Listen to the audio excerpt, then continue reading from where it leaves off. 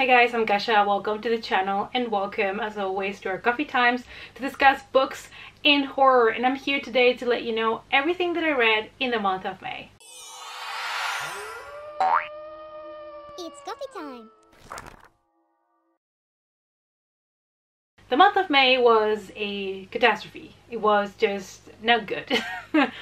The reason being is that I was quite busy with other things. We went to a convention in Germany. It is more of a science fiction convention that we go every year, and they mostly bring people from Star Trek or, you know, shows like that are a little bit more sci-fi.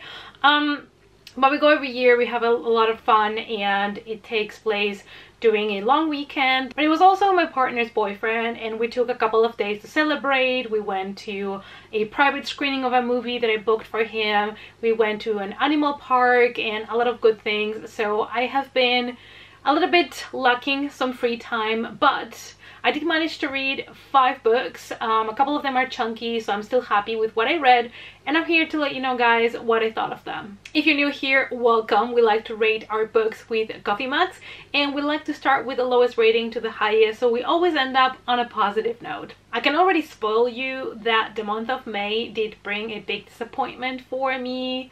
Sad story. So it was not the best reading month in general, but June kicked in a couple of days ago and I've been thriving in June, so I'm hoping it's gonna stay that way. Now let's discuss my biggest disappointment first. Let's go. Also, I'm still drinking pumpkin spiced coffee because why not? Every day is Halloween. Let's start with my biggest disappointment. Rip off the band-aid and let me keep grieving this, and that is Echo by Thomas Oldhuvald. This is a book I was truly excited about because if you guys don't know, he's the author that wrote Hex. It's a book that I discovered out of the blue in a convention, decided to buy it, and fell in love with it because it brought kind of like a fresh take on these typical local legend slash myth and witchcraft. And I really enjoy it, and I think it's a really good book about witches. So I wanted to read other things by the author. He came out with this book not long ago. I don't know if it's been 1 year or so. And I was really excited. I picked it out immediately, hardcover. I was like, I'm gonna love it. No, it just, no. I had issues with it, and I am frustrated because I do see a lot of good things in the book, but ultimately I could not love it as much as I would have hoped. We follow Nick, and he is a travel journalist, and he was on a climbing accident. He wakes up now at a hospital in a coma without any recollection of what happened to him. Basically, because he had a really severe fall, he has a lot of wounds on his face. Imagine if you fall on a mountain and you keep hitting yourself, you know, as you go down. So obviously not fun. Plus, he was there on the snow cold conditions for days until he was able to be rescued. So his face also has some frostbite, and he's had to go through surgery, and we don't really know how his face is gonna look now. But it's kind of like another creepiness added to the story, the fact that his face is kind of now deformed. His boyfriend goes to visit him, and he's also kind of struggling and processing everything that has happened. The thing is, Nick doesn't really remember how he fell, what happened to him in that mountain, what happened to his friend that was climbing with him and has disappeared. Police, of course, are trying to figure out what happened. But the story takes darker and darker turns as we go. Unfortunately, even though this book started really strong and I was hooked into the story and trying to figure out what had happened to Nick that night, I felt like the author was dragging quite a bit. There were many paragraphs that could have been easily either removed or edited down. I feel like the book would have definitely benefited from chopping a lot of things out of the book. Because what happened is when you're getting to the middle of the story of the book, it starts to get repetitive, and I understand why a lot of people might have issues moving forward. Even though the mystery is still interesting, there is so much unneeded text and the writing style is a little bit obnoxious at times, I would say. And I was quite surprised because I truly loved Hex and I was not ready to get my heart broken with this one. I think the book does have an interesting story, and I think the author, what he knows how to do really well is creepiness, creepy moments, unsettling moments, atmospheric, like atmosphere stuff. But all in all, I ended up not wanting to keep reading, so I had to push myself to keep going, and that's never a good sign, especially when there's a mystery and everything is creepy and you're supposed to be engaged and wanting to know what happens next. And at some point I lost that interest. Next we have Dead Flip by Sarah Farizan. This is a book that I found at the bookstore, immediately bought it because of the vintage kind of 80s 90s vibes, and it was something pitched as Stranger Things, you know, so I was like, I might really enjoy this one. And even though I did enjoy it, I was expecting, I guess, something else. I felt like it had a lot less horror or creepiness that I had anticipated. It is more of a 90s coming of age story with a mystery to solve and less of a full-on horror. The story is told from different timelines, and we're trying to discover what happened to our characters when they were children. When they were 12, Corey, Mass, and Sam were best friends and they did everything together. They loved Halloween, and one night Sam disappeared, never to be found again. Years go by and now our main characters are around 16, 17, and Sam reappears again out of the blue, no explanation. And the thing is, Sam is still 12. He has not been growing up. And now we have a mystery to solve. Where did Sam go? Why didn't he grow old? And what happened to him that night? I would say it is true that it has a little bit of Stranger Things vibe, almost like Fear Street vibes, and a lot of 80s and especially 90s nostalgia. So I feel like if you like that kind of stuff, you might want to check it out. The pacing throughout the book was quite steady for the majority of the time, and they were trying, you know, to keep kind of the mystery alive, even though you could kind of see things coming a little bit. And my biggest problem, I think, was that the ending was a little bit rushed, and I was not like surprised, or like it was not like a huge twist that caught me off guard. And like I said, I was kind of expecting a little bit more, I guess, from the book. But as a fun, quick read with a lot of 90s nostalgia, Stranger Things vibe, I think this one works really well. Moving on to Good Girls Die First by Catherine Foxfield. So I enjoyed this one. It's another YA mystery thriller with also a lot less horror than I would have wished for. In the book we follow Ava, and she receives a mysterious note asking her to go to the pier to an abandoned carnival. And if she doesn't show up, her biggest secret, darkest secret would be revealed. So of course, she doesn't want this secret to come out, so she decides to go. When she gets there, she realizes that there are other people that have been receiving these mysterious blackmail notes as well.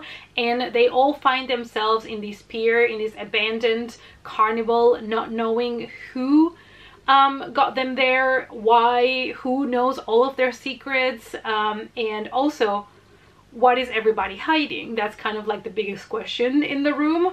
What are you hiding? What is she hiding? And they all know each other from school, so that kind of intensifies the urge to find out everybody else's darkest secret. I really love the setting of this book. I really love abandoned carnival settings where you can see things have deteriorated through the years, things are rusty, not working, and that helped a lot with the spooky atmosphere. But I feel like the book focused a lot more on the drama between them and the secrets that include trigger warnings, so make sure to check them out. They are not fully explained or anything, but they are mentioned, so just in case. I had an issue with the mystery part, which is that I felt like a lot of things were revealed way too quickly, and that absolutely impacted the mystery and the tension and everything around that, because there are some things that are being explained perhaps a bit too early, and that removes a lot of that kind of expectation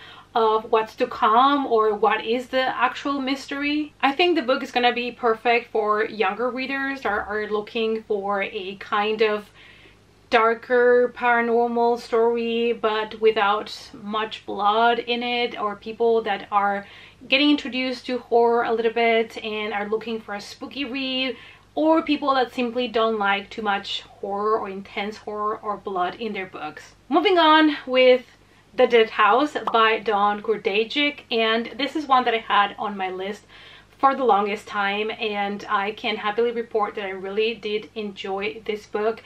I was excited to dive into it because it is a mixed media book and everything is told through newspaper, diary entries, interviews, and I tend to really enjoy that type of formatting. I would say this is a horror book in the sense that it is a psychological horror thriller, and there is a lot that goes into the story related to mental health.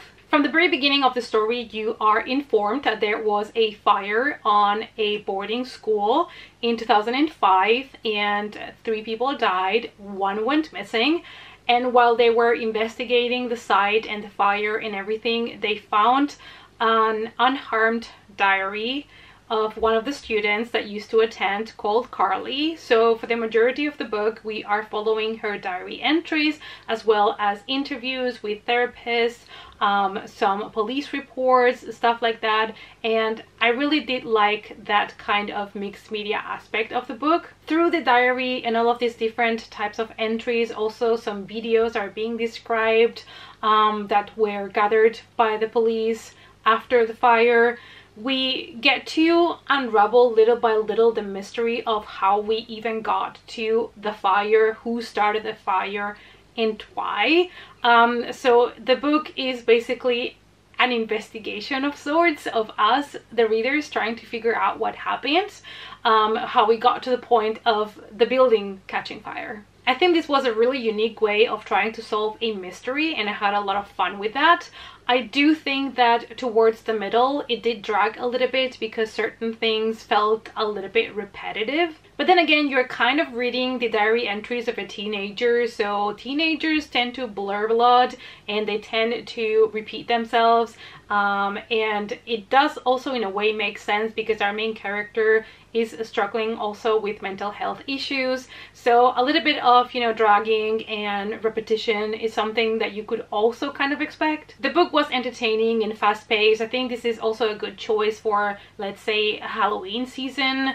From my side, I feel like even though it did have many creepy moments and you were all the time trying to figure out what was real, what was not, and who started the fire, who's responsible for people dying, stuff like that, I felt like it was not as much full-on horror as I would have perhaps loved to see.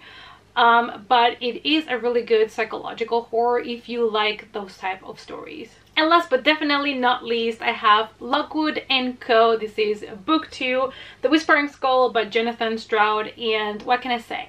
I really enjoyed myself with this book. I feel like it was really enjoyable, really fun, fast-paced, and there is so many things going on in this one. The author definitely went a little bit bigger with the story, and we get to discover new artifacts like a very intriguing mirror. We get to see a little bit more of the characters and a little bit more of their personalities. Especially, I feel like we get to understand George a lot more in this book, which I really appreciated. I feel like in the first book he was a little bit more of a mysterious character, and now we get to see another side of him and helps us understand him as a character a little bit more. The 3 members of our agency, Lockwood & Co., are faced with a new case, one that it is bigger and more dangerous than the last one, but of course they take it.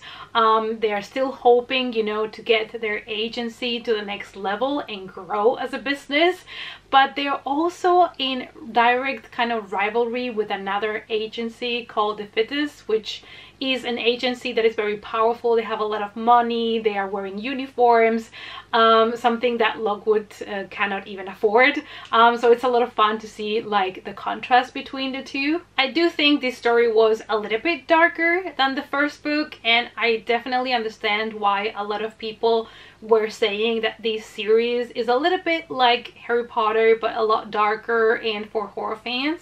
The only thing that I would criticize is that when it comes to the artifacts, there is a really cool artifact that they mention in this book called the Bone Mirror, and I still felt like at the end of the book they didn't fully explain all the power and all the things that are related to this object. It might be because it's a dangerous object, but I think I would have loved to know a little bit more about the specific powers of the object. But nevertheless, honestly, this was such a good, solid read. I had so much fun with it. The books are quite chunky, but when you're reading them, you just fly through them because you're just having fun trying to solve the mystery and the cases with the characters.